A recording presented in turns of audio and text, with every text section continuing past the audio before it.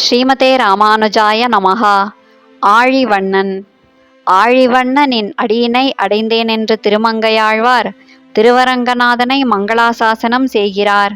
இதை சுவாமி பெரியவாச்சான் பிள்ளை, கண்டவர்களின் களைப்பை ஆற்றக்கூடியது கடல், அதேபோல் தன்னை சேவிப்பவர்களின் வெப்பத்தை போக்கி குளிர்ச்சியை ஏற்படுத்தும் திருமேனி நிறம் கொண்டவனே, திருவரங்கத்தில் எழுந்தருளி இருப்பவனே, உன்னுடைய திருவடிகளில் சரணடைந்தேன் என்று எம்பெருமானிடம் ஆழ்வார் கூறுவதாக விளக்குகிறார். ஆழிவண்ணர் வரும்பொழுதாயிற்று என்று பரகால நாயகியாக திருமங்கையாழ்வார் தன் தோழியிடம் கூறுகிறார்.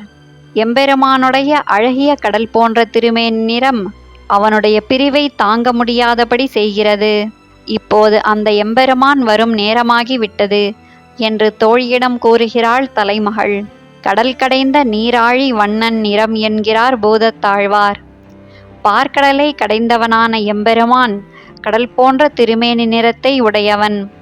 அவனுடைய அந்த திருமேனியை தியானித்து கொண்டிரு என்று தம் மனதிற்கு உபதேசிக்கிறார். எம்மானை என்னாழி வண்ணனையே என்று நம்மாழ்வார் எம்பெருமானை கடலுடன் ஒப்பிடுகிறார்.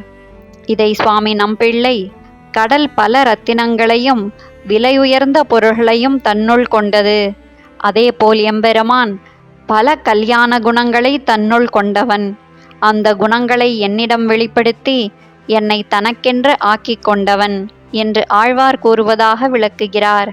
படைத்து காத்து கெடுத்துழலும் ஆழிவண்ணன் என்ற நம்மாழ்வார் உலகை படைத்து காத்து அழித்து ஆகியவற்றை மீண்டும் மீண்டும் செய்து கொண்டிருப்பவன் எம்பெருமான்.